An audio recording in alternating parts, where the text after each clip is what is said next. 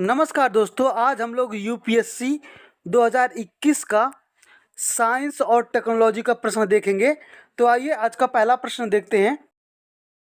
विज्ञान और प्रौद्योगिकी का पहला प्रश्न दिया है, निम्नलिखित में से किसके अंगीकरण को प्रोत्साहित करने के लिए R2 व्यवहार संहिता साधन उपलब्ध करती है। अब R2 क्या है, देखिए, रिस्पॉन्सिबल रिसाइकलिंग। R2 मानक उन व्यवसायों के लिए प्रक्रियाओं, सुरक्षा उपायों और प्रलेखन आवश्यकताओं का एक सामान्य सेट प्रदान करता है जो उपयोग किए गए इलेक्ट्रॉनिक्स की मरम्मत और पुनश्चक्रण के लिए उपयोग किया जाता है। ठीक है, अब R2 के बारे में आपको पता लग गया। अब आइए देखते हैं। पहला हमारा ऑप्शन दिया है, इलेक्ट्रॉनिक पुनश्चक्रण प्रयोगों के पर्यावरणीय दृष्टि से विश्वसनीय व्यवहार। बिल्कुल सही बात है, ये हम लोग का ऑप्शन सही हो जाएगा ए। बाकी सबके बारे में आप पढ़ लीजिएगा। ठीक है, अगला प्रश्न दिया है, पुनः संयोजित वेक्टर वैक्सीन से संबंधित हाल के विकास के संदर्भ में निम्नलिखित कथनों पर विचार कीजिए। पहला इसमें स्टेटमेंट दिया हुआ है, इन वैक्सीनों के विकास में आनुवांशिक इंजीनियरिंग का प्रयोग किया जाता है। बिल्कुल सही बात है।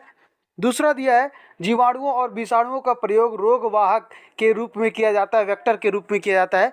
बिल्कुल सही बात है। ये जब कोविड था तो इसके बारे में यह न्यूज़ में था, इसलिए आया था। ठीक है, कोविड में आपको पता है किस तरह से वो वैक्सीन बनाई गई थी, तो ये सब आप लोग जानते होंगे। हमारा ऑप्शन सही हो जाएगा सी। चलते हैं नेक्स्ट क्वेश्चन की ओर। हम लोग को अगला प्रश्न दिया है, आनुवांशिक रोगों के संदर्भ में निम्नलिखित कथनों पर विचार कीजिए। उपयुक्त कथनों में से कौन सा सही है ये बताना है।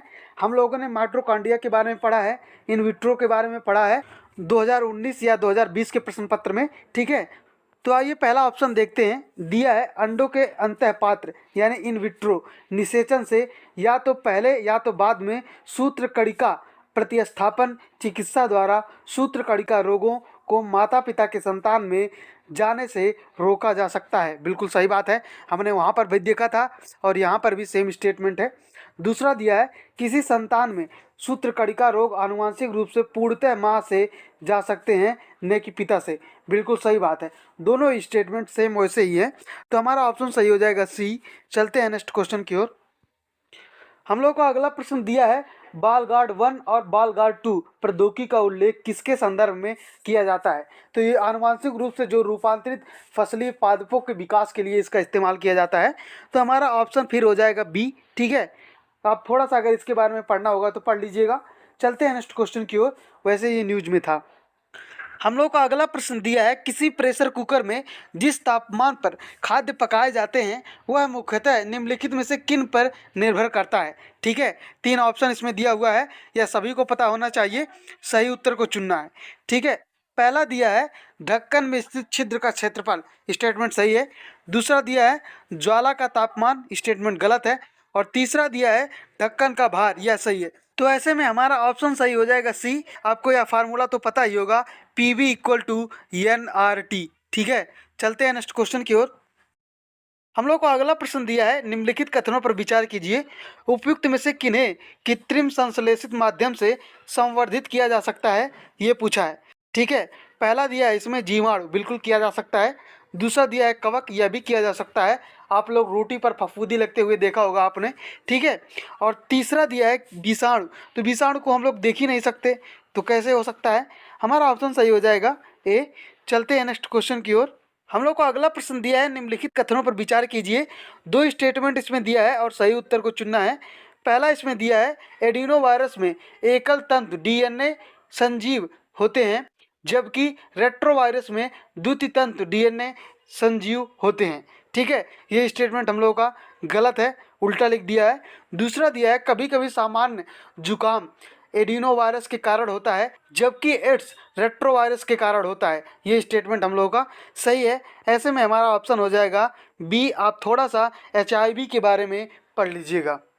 हम लोगों को अगला प्रश्न दिया है, जल किसी अन्य द्रव्य की अपेक्षा अधिक पदार्थों को घोल सकता है, क्योंकि देखिए, जल जो है वो डुअल पर्सनालिटी रखता है। ठीक है, रासायनिक संरचना भी है इसका और भौतिक भी, जो इसे इतना उत्कृष्ट विलायक बनाता है, जो पानी के अणुओं में ऑक्सीजन और हाइड्रोजन परमाणुओं की एक ध्रुवीय व्यवस्था होती है। या एक तरफ हाइड्रोजन सकारात्मक विद्युत आवेश होता है, तो दूसरी तरफ जो ऑक्सीजन होता है उसमें नकारात्मक चार्ज होता है। यह पानी के अणु को कई अन्य विभिन्न प्रकार के अणुओं को अपनी ओर आकर्षित करने की अनुमति देता है।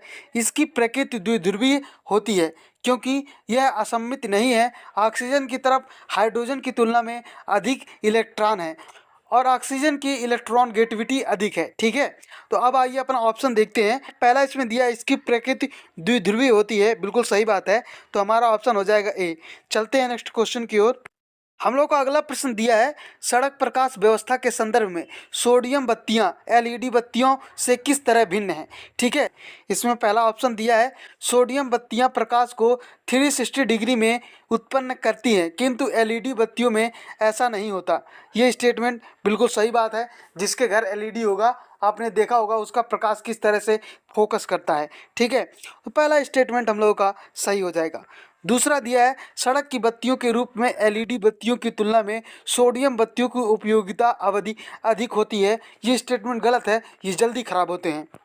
तीसरा ऑप्शन दिया है, सोडियम बत्तियों में दृश्य प्रकाश का स्पेक्ट्रम लगभग एक वर्णी होता है, जबकि एलईडी बत्तियां सड़क प्रकाश व्यवस्था में सार्थक वर्ण सुविधाएं प्रदान करती हैं, इसीलिए लगाया ही जाता है। तो हमारा ऑप्शन सही हो जाएगा सी। चलते हैं नेक्स्ट क्वेश्चन की ओर। हम लोग का अगला प्रश्न दिया है, ACE2 पद का उल्लेख किस संदर्भ में किया जाता है। तो देखिए ACE जो होता है एक प्रकार का एंजाइम होता है, यह कोविड-19 के दौरान चर्चा में आया था। ठीक है, आइए ऑप्शन देखते हैं।